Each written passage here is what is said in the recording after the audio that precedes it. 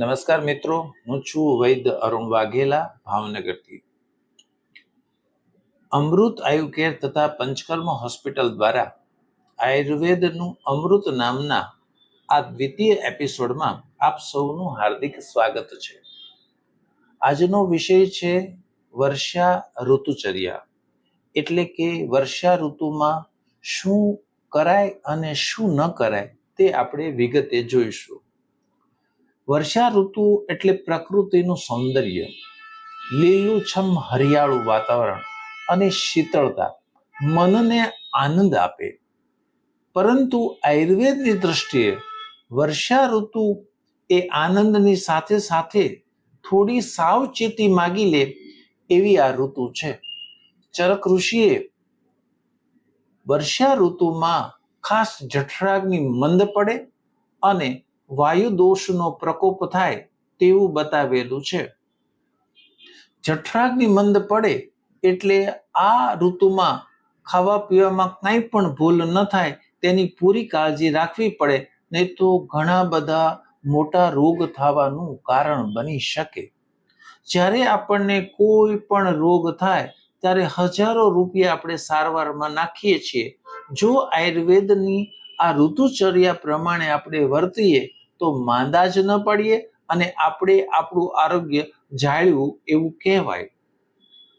આ વર્ષા ઋતુમાં વરસાદના કારણે વાતાવરણમાં ભેજ, ઠંડક, વાયુ દોષનો પ્રકોપ, પાણી અને ખોરાકમાં જીવાણુઓનો વધારો અને પાચન શક્તિ મંદના કારણે અઢળક રોગ થવાની શક્યતાઓ રહે છે.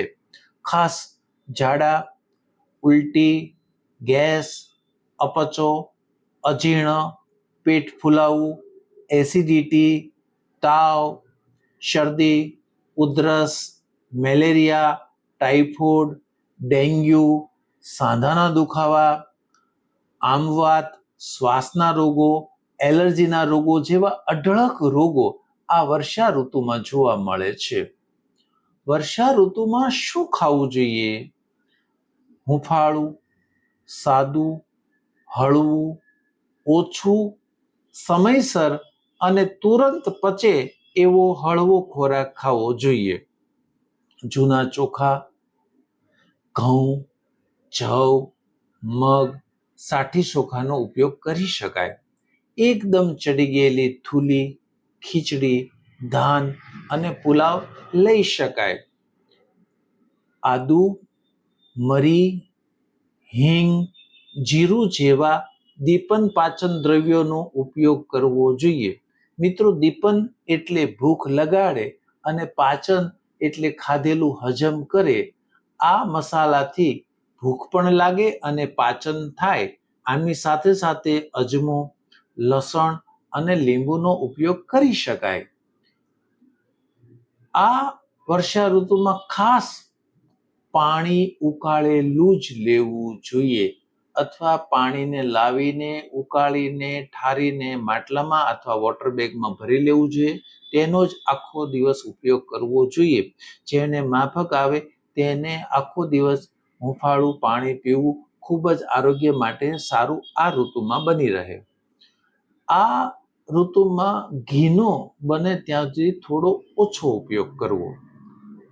તમે મધ અથવા સિંધા નમક પણ ખોરાકમાં આ ઋતુમાં વાપરી શકાય. શું ન લેવું જોઈએ આ ઋતુમાં? વાસી, ખુલ્લો, ભારે અને વાયડો ખોરાક ન લેવો જોઈએ. ખાસ કાચા સલાડ, કાચો ખોરાક કે અડધો રાંધેલો ખોરાક આ ઋતુમાં ન લેવો જોઈએ.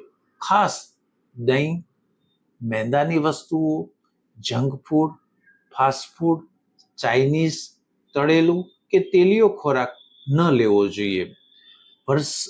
વરસાદી ઋતુમાં ખાસ ફ્રીઝમાં મૂકેલી વસ્તુઓ, ઠંડા પીણા, આઈસ્ક્રીમ ન લેવું જોઈએ. ખાસ મિત્રો, આજના યુવાનો આ વર્ષા ઋતુમાં પલળ્યા પછી ઠંડા પીણા, પીઝા, બર્ગર કે આઈસ્ક્રીમ લેતા હોય છે અને બીજા જ દિવસે ગળું પકડાઈ જાય તાવ આવે અને અપચો જોવા મળે છે. તો ઘણા લોકો એને ખાલી સંયોગ સમજે છે. મિત્રો, આ સંયોગ નથી, આ ઋતુચર્યાનું ઉલ્લંઘન કર્યું છે. તો ઘણા લોકો એવું પણ કહે છે, અમે તો લઈએ છીએ, અમને કંઈ જ થતું નથી. મિત્રો, જેનો જઠરાગ્નિ સારો હોય એમને તાત્કાલિક કશું થતું હોતું નથી, પરંતુ જો કાળજી રાખીએ તો ભવિષ્યમાં અઢળક રોગોથી બચી શકાય તેવું છે. બીજું, આ ઋતુમાં શું કાળજી રાખવી જોઈએ?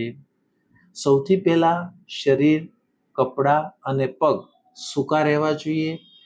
વારંવાર વરસાદમાં ભીંજાવું ન જોઈએ. ભીના કપડાં બદલાવી લેવા જોઈએ. આ ઋતુમાં ખાસ પૂરતી ઊંઘ લેવી જોઈએ. દિવસે સૂવું ન જોઈએ. હળવી કસરત, યોગ અને પ્રાણાયામ કરવા જોઈએ. મચ્છરોથી ખાસ બચવું જોઈએ. મિત્રો, આયુર્વેદમાં અહીંયા ધૂપન ચિકિત્સા બતાવેલી છે. જો ગુગળનો કે લીમડાના પાંદડાનો જો ધૂપ કરીએ તો મચ્છરજન્ય રોગોથી આપણે અવશ્ય બચી શકીએ છીએ. આ ઋતુમાં ખાસ સુગંધિત રહેવું જોઈએ. આપણું ઘર એકદમ સ્વચ્છ અને હવાનું આવન જાવન સરસ હોય તે રીતે રહેવું જોઈએ. મિત્રો, આ વર્ષા ઋતુમાં પંચકર્મનું શું મહત્વ છે? મિત્રો, જેમ શરદ ઋતુમાં પિત્તના રોગો માટે વિરેચન બેસ્ટ છે, તેવી જ રીતે વસંત ઋતુમાં કફના રોગો માટે વમન બેસ્ટ છે. તેવી જ રીતે વાયુના રોગોમાં વર્ષા ઋતુમાં સૌથી બેસ્ટ ટ્રીટમેન્ટ બસ્તી ચિકિત્સા બતાવેલી છે. આ દુનિયામાં વાયુના રોગોમાં બસ્તી ચિકિત્સાથી શ્રેષ્ઠ કોઈ ચિકિત્સા નથી. પરંતુ મારે અહીંયા સ્પષ્ટતા કરવી છે. ઘણા લોકો બસ્તી એટલે માત્ર એનિમા સમજે છે અથવા પેટ સાફ માટે આપવાની ચિકિત્સા સમજે છે. મિત્રો, એવું નથી. હું બસ્તી ચિકિત્સા વિશે વિગતે આ એપિસોડમાં આગળ જણાવીશ. બસ્તી વાયુનું મૂળ પકવાશય એટલે મોટું આંતરડું છે. ગુદા દ્વારા અથવા મળાશય દ્વારા આયુર્વેદમાં બતાવેલા ઘી, તેલ કે ઉકાળાને મોટા આંતરડા સુધી પહોંચાડવામાં આવે છે. ત્યાં આ ઔષધો દ્વારા પગના તળિયાથી માંડીને માથા સુધીના તમામ દોષોનું વાયુનું એ નિર્મૂલન કરે છે. વાયુને એ શાંત કરે છે. આમ જોવા જઈએ તો બોડી આખું રીસેટ થઈ જાય છે અને વાયુના રોગમાં ગજબનું પરિણામ બસ્તી આપે છે. બસ્તી એક અર્ધ ચિકિત્સા છે. બીજી બધી ચિકિત્સા એક બાજુ અને એક બાજુ માત્ર બસ્તી વાયુના રોગોમાં. મિત્રો, બસ્તી સિવાય પણ વર્ષા ઋતુમાં શરીરનું માલિશ અને શેક થવું જોઈએ. મિત્રો, બસ્તીમાં ખાસ કમરના દુખાવા છે, સાંધાના દુખાવા છે કે શરીરના કોઈ પણ જાતનો વાહ હોય, પક્ષાઘાત હોય, ગેસ હોય, અપચો હોય, અજીર્ણ હોય, એસિડિટી હોય કે મોટર ન્યુરો ડિઝીઝથી માંડીને આયુર્વેદમાં તમામ પ્રકારના વાયુના રોગોમાં બસ્તી ખૂબ જ મસ્ત પરિણામ આપે છે. મિત્રો, આપણે આયુર્વેદની સાચી, સારી, શાસ્ત્રીય અને સમાજ ઉપયોગી વાતો આપણે આયુર્વેદના અમૃત નામના એપિસોડમાં જોતા રહીશું. મિત્રો, આપણે સ્વસ્થ રહીએ, મસ્ત રહીએ, આયુર્વેદને સાથે રહીએ અને આ સ્વસ્થ સમાજનો ધ્વજ લહેરાવીએ. જય આયુર્વેદ.